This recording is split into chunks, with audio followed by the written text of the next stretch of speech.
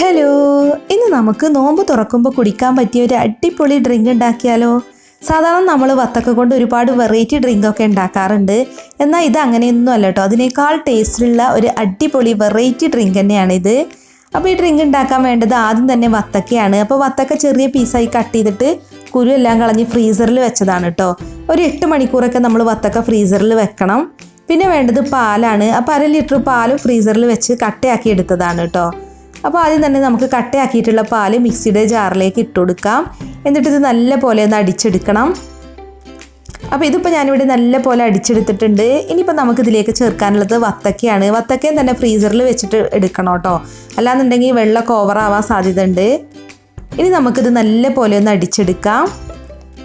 അപ്പോൾ വത്തക്കയും പാലും ഇപ്പോൾ നല്ല പോലെ ഇവിടെ അടിച്ചെടുത്തിട്ടുണ്ട്. ഇനി നമുക്കിതിലേക്ക് മധുരത്തിന് ആവശ്യമായിട്ടുള്ള പഞ്ചസാര ഇട്ട് കൊടുക്കാം. ഞാനിപ്പോൾ 1/2 കപ്പ് പഞ്ചസാരയാണ് ചേർക്കുന്നത്. ഇനി ഇത് നല്ല പോലെ ഒന്ന് അടിച്ചെടുക്കുക. അപ്പോൾ നമ്മുടെ ഡ്രിങ്ക് ഇപ്പോൾ ഇവിടെ നല്ല പോലെ അടിച്ചെടുത്തിട്ടുണ്ട്. ഇനിയിപ്പോൾ നമുക്കിത് സെർവ് ചെയ്യാൻ വേണ്ടിയിട്ട് 2 ഗ്ലാസ് എടുക്കാം. അപ്പോൾ ഗ്ലാസ് ഗാർണിഷ് ചെയ്യാൻ വേണ്ടിയിട്ട് ഞാനിപ്പോൾ റോസ് സിറപ്പാണ് കേട്ടോ എടുക്കുന്നത്.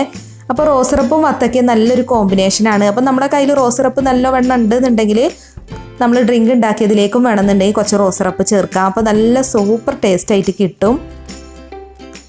അപ്പോൾ ഞാനിപ്പോൾ വത്തക്ക ഡ്രിങ്ക് നമ്മുടെ ഗ്ലാസ്സിലേക്ക് ഒഴിച്ചിട്ടുണ്ട്.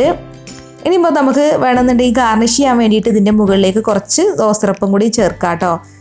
അപ്പോൾ ഇത്രയേ ഉള്ളൂ, നമ്മുടെ അടിപൊളിയായിട്ടുള്ള വത്തക്ക മിൽക്ക് ഷേക്ക് ഇവിടെ റെഡി ആയിട്ടുണ്ട്. നല്ല ടേസ്റ്റാണ് കേട്ടോ. അപ്പോൾ നമ്മൾ വത്തക്കയും പാലൊക്കെ ഫ്രീസ് ചെയ്തിട്ട് ഉണ്ടാക്കുകയാണെന്നുണ്ടെങ്കിലാണ് കൂടുതൽ ടേസ്റ്റ്. അപ്പോൾ നിങ്ങളൊന്ന് ട്രൈ ചെയ്ത് നോക്കിയിട്ട് നിങ്ങളുടെ ഫീഡ്ബാക്കും അറിയിക്കണം. അപ്പോൾ വീഡിയോ കണ്ടിട്ട് ഇഷ്ടമായി എന്നുണ്ടെങ്കിൽ ഒന്ന് ലൈക്ക് ചെയ്യുക, ഷെയർ ചെയ്യുക, അതുപോലെ നിങ്ങളുടെ വിലയേറെ അഭിപ്രായങ്ങൾ കമൻറ്റ് ചെയ്യാനും മറക്കരുതേ.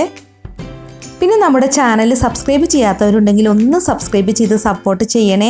അപ്പോൾ സബ്സ്ക്രൈബ് ചെയ്യുമ്പോൾ അതിനടുത്ത് കാണുന്ന ബെൽ ബട്ടൺ കൂടി ഒന്ന് പ്രസ് ചെയ്യണം കേട്ടോ. അപ്പോൾ 3 ഓപ്ഷൻ വരും. അതിൽ ഓൾ എന്ന ഓപ്ഷൻ വേണം പ്രസ് ചെയ്യാൻ. എങ്കിൽ മാത്രമേ ഞാൻ പുതിയ റെസിപ്പീസൊക്കെ അപ്ലോഡ് ചെയ്യുമ്പോൾ അതിൻ്റെ നോട്ടിഫിക്കേഷൻ നിങ്ങൾക്ക് കറക്റ്റായിട്ട് കിട്ടുള്ളൂ. അപ്പോൾ ഈ വീഡിയോ അവസാനിപ്പിക്കുന്നതിന് മുമ്പ് ഞാൻ ഇന്ന് നിങ്ങൾക്ക് പുതിയൊരു ആപ്പിനെ കുറിച്ചൊന്ന് പരിചയപ്പെടുത്തി തരാം.